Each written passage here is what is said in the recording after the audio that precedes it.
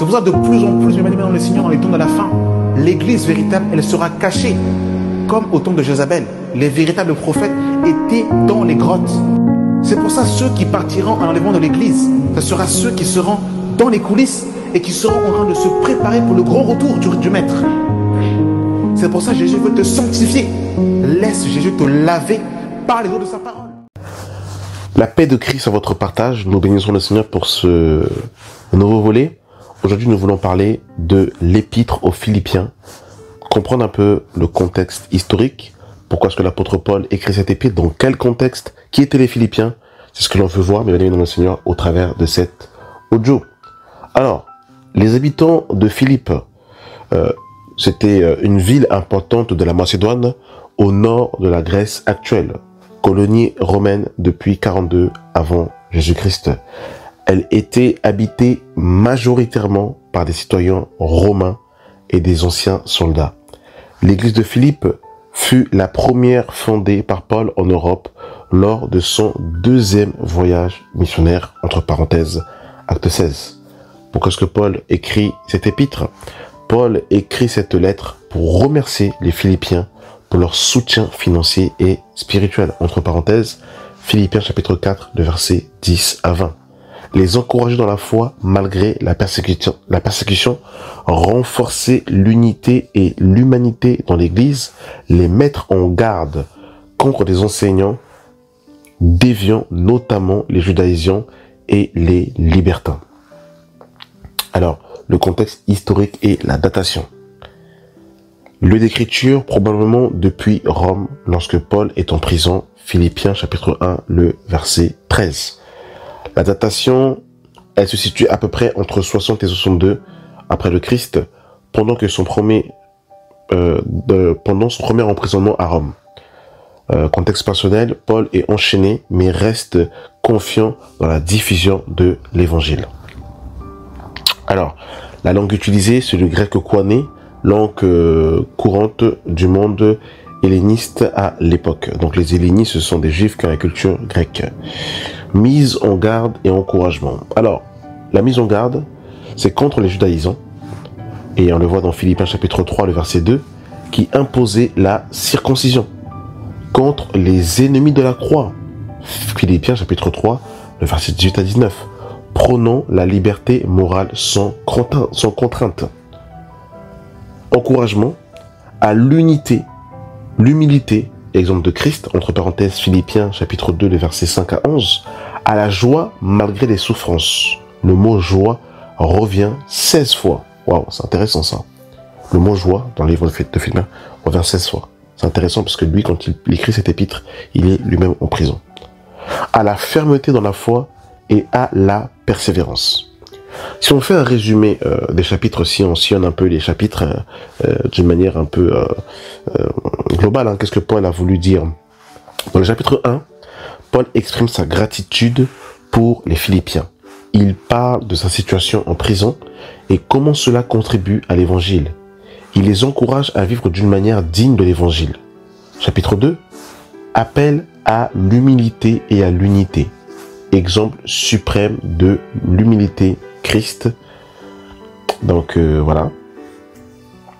Le modèle de service, donc il y avait Timothée et Épaphrodite qui étaient ses compagnons et qui l'ont beaucoup encouragé dans cette œuvre-là. Et il en parle justement dans son épître. Le chapitre 3, alors c'est la mise en garde contre les judaïsants. Paul renonce à ses privilèges juifs pour gagner Christ. Invitation à poursuivre le but, la résurrection et la gloire céleste. C'est ce que Paul dit, hein, que moi j'aurais supposé de mettre ma gloire dans la chair, mais je ne le puis. Moi juif, je continue le 8e jour, moi la tribu de Benjamin, etc., etc. Il va dire, mais ces choses qui étaient pour moi des gains, je les ai regardées comme une perte à cause de Christ. Chapitre 4, exhortation à la paix, la joie et la prière. Appel à l'entraide entre croyants, remerciement pour l'aide financière reçue, bénédiction. Au résumé de cet épître, alors qu'est-ce qu'on nous dit? L'épître aux Philippiens est une lettre chaleureuse, joyeuse et profondément, fait, que Paul, dans cet épître, il va beaucoup manifester. Il avait aussi un rapport aussi avec les Philippiens. On le voit quand même que ce rapport qu'il avait, l'aide qu'il va avoir. Et surtout, il va beaucoup exprimer dans cet épître aussi, malgré la souffrance qu'il va avoir, beaucoup de joie, beaucoup de gaieté. Et c'est ça qui est fort en fait. Paul exprime une profonde affection pour l'église de Philippe, tout en exhortant à rester unis, humbles et fermes dans la foi. Malgré ses chaînes, Paul rayonne de joie, trouvant dans le Christ le sens, la force et l'espérance même dans la souffrance. Cette lettre est souvent considérée comme un chef-d'œuvre spirituel sur la joie chrétienne et la maturité dans la foi. Et c'est fou quand même, on voit, comment dire, le travail des serviteurs. C'est que l'apôtre Paul, même en prison, veillait à ce que la doctrine de Christ soit prêchée. Et je m'étonne aujourd'hui que les serviteurs de Dieu, eh bien, ce n'est pas... En fait, je dirais que c'est... Tant que Christ est prêché, même s'il y a des fausses doctrines, il y a des faux messages, c'est pas grave. On va prêcher seulement le Christ. Mais on voit ici que Paul, malgré qu'il était dans les chaînes, se voulait toujours rassurant que le vrai message et que la vraie parole était prêchée. Et je pense que ça doit être le souci de tout serviteur de Dieu, de tout véritable berger, que le véritable évangile soit prêché. Et de veiller à ce qu'il n'y ait pas de trouble au sein de l'église. C'était l'un des soucis de Paul. C'est que l'unité, on le voit que dans la plupart de ces épîtres que l'on voit, il veut une cohabitation entre les juifs et le grec. Parce qu'il y avait cette difficulté à faire cohabiter le juif et le grec. Et il y avait beaucoup de personnes qui voulaient, je dirais, s'immiscer dans le travail des apôtres et détourner le travail que les apôtres avaient fait en prêchant un message contraire à ce que les apôtres avaient prêché. Donc il y avait des judaïsants, il y avait des libertins, des personnes qui prêchaient une moralité sans piété. Il y avait les gnostiques. Donc il y avait plusieurs sortes d'hérétiques qui étaient là au temps de l'église primitive pour essayer de détourner les chrétiens justement de leur objectif ultime, qui était le Christ, à marcher dans la sanctification, la crainte de Dieu et à avoir pour espérance le ciel.